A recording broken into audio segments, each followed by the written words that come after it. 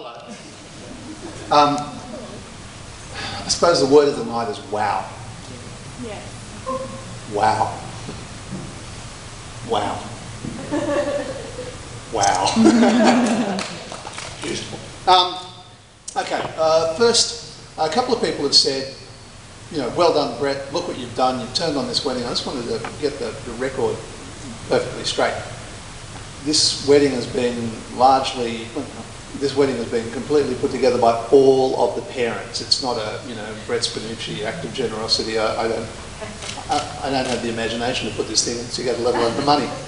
So, just so you know, all of the parents have paid, and as have Jon and Anita. So, when you're drinking your drink and eating your food and soaking up the surroundings, it was everybody's effort. I just wanted to acknowledge that.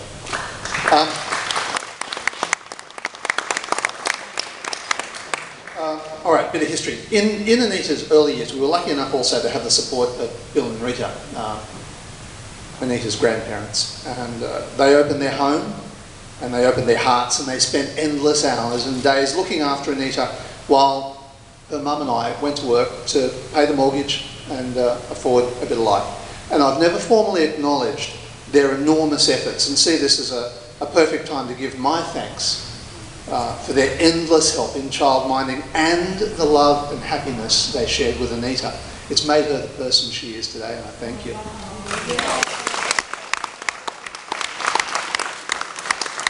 So Anita was made with love and raised in love, and she had a beautiful early childhood growing up in a child's paradise called Currajong Heights, and a place I think she'll still see as her spiritual home even now. A beautiful time.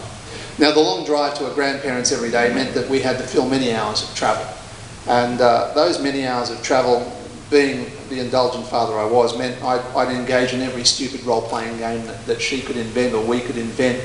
And I'm not even going to go into them now because some of them they shouldn't see light in the outside world, you know. But drive time became playtime, and playtime became growing time.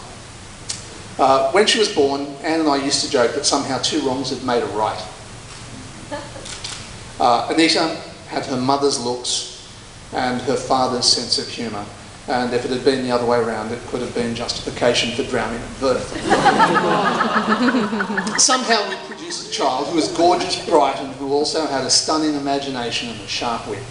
And Anita's wit and imagination gave rise to perhaps the reason why she and I are as close as we are, I think.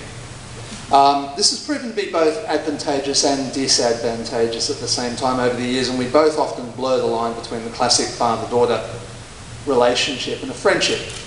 Our conversations would often include the line, and this is going to sound familiar, do you think other fathers and daughters talk this way to each other? But I wouldn't have swapped this for all of the world. So when Anita was about 14 years of age, she came to live with me, and I was the sole parent, which in itself was an interesting experience for both of us. There was co-parenting of a sort because I was sharing a house with a very good friend of mine called Ralphie, also known as my girlfriend Ralph. And it was an all-male household, and largely this might explain some of the missing components of Anita's feminine side. I'm not being cruel. She probably lacked some of the classic gender qualities, as Ralphie and I weren't really big on gender stereotyping, but it was a male-ran household, and it was during these important years that, and I take full responsibility for this one, that Anita missed out on some of the more classically feminine qualities and social mores. Not too many. Yet somehow school uniforms got washed, meals got cooked and carried on in life, albeit with a somewhat chaotic and lively household.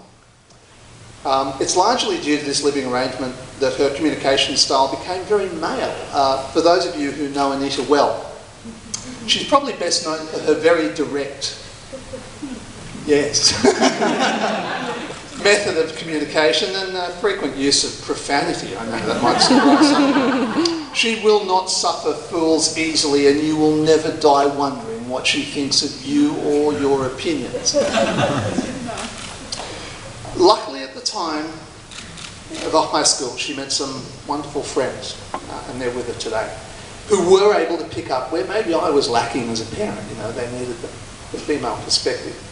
Moffy came from a family where there were 4 women and 1 man in the household, so I was kind of hoping that her life perspective from a female-dominated household might actually have some influence, but no.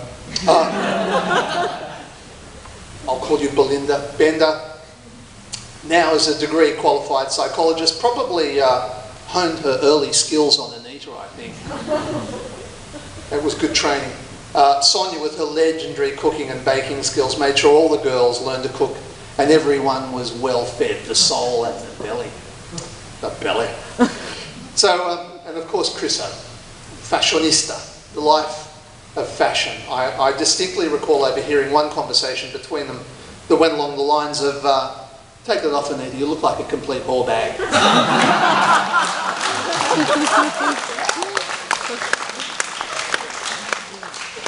On more than one occasion, as I recall. So if your daughter's going to navigate her way through these difficult teenage years, I consider myself incredibly fortunate that these were her peers. And I thank you. So about 5 years ago, a group of friends and I got together and we used to all like bizarre film, odd movies. You're laughing, I know why. We formed something called the Crap Movie Appreciation Society. And the idea behind the Crap Movie Appreciation Society was that we'd get together at my place, we'd cook food and we'd watch crap movies. Really, I mean, somebody give me a title. I'm thinking Howard the Duck. Unless you've seen a full-size duck have sex with a woman, I think it's, you haven't lived. Another one? The Room. Lisa! Oh my God. Okay, so 4 years and 1 day ago, we had a new visitor come to our Crap Movie Appreciation Society. And my domestic blindness continued to be a feature, as I had to have it pointed out to me that Anita apparently was flirting outrageously with this guy. Was she? I didn't see it. On his second CMAS, Crap Movie Appreciation Society visit, we had a superhero night, and someone had brought along some fake whiskers, and you're laughing because you know what happened. They were eyebrows, they were whiskers, they were everything. Well, John was wearing them as sideburns and Anita took them off, and it was a superhero night, so she had her underpants on the outside, so she actually made them into faux pubes. And it was about this time I could begin to see the subtlety behind perhaps the attraction. In the recorded history of the world, she did that. She actually... No.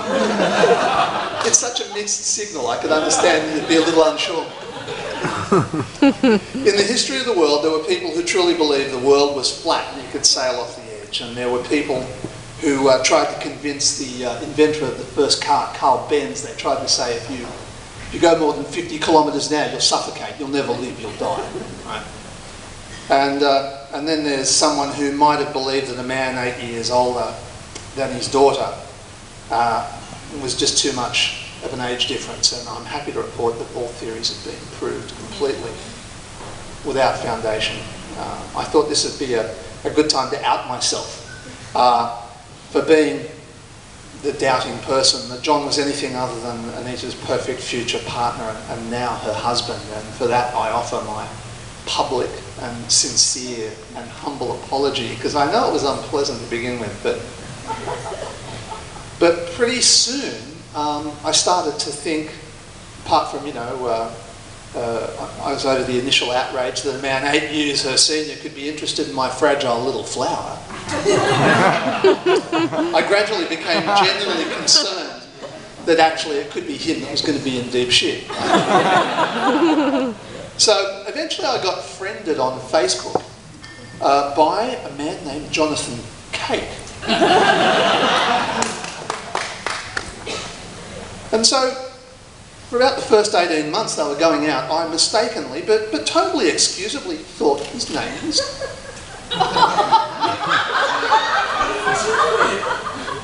So you can imagine my concern It was possible that Anita Spinucci was going to end up with the name Anita Cake.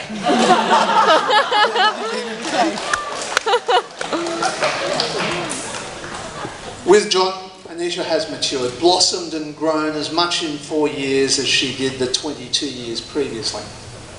Jon has become quite expert in what I call Anita wrangling. You need to pick the subtle moment where her blood sugar is low, or where her hormones are high, or hormones could rule everything that comes out of her mouth. It's a subtle skill. What happens when she has too little sleep or a bad day? It can often be a fine line between a happy Anita and a snarling she-beast. If she's hungry, food must be found when? Now. Or there's going to be trouble. And I often liken it to having to decide between cutting the red wire or the blue wire. You know, you get it wrong.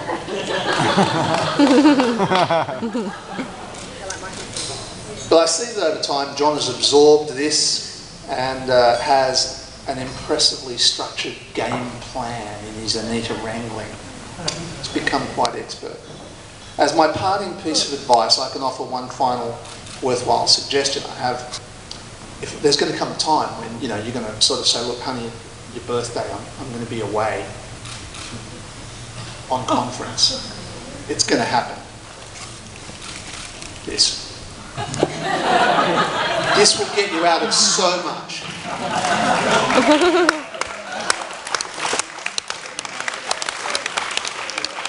You take that now. One more thing. I was kind of thinking about how do you end this. I specifically didn't want to be up here crying. And I'm not going to, I think. Yeah, no. I did enough crying for the last 26 years.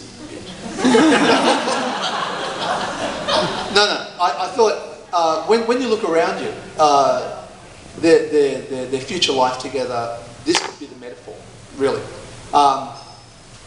If I wanted something for you, it would be that life would be fun, and life would have music, and life would be,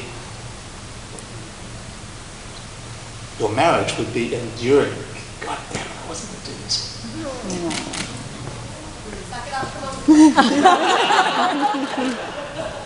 Always the tender word just when you need it. Thank you. But this is the metaphor. This is the metaphor. A long life together. There is happiness here. There is happiness and wonder in this room. And there is music. And there is a lot of enjoyment. Imagine how many people have gone round on that thing and had the best time. We're just about to do it ourselves. And that's what I wish for you in your marriage together. Music, life, fun, happiness, and friends. That's all I can wish for you.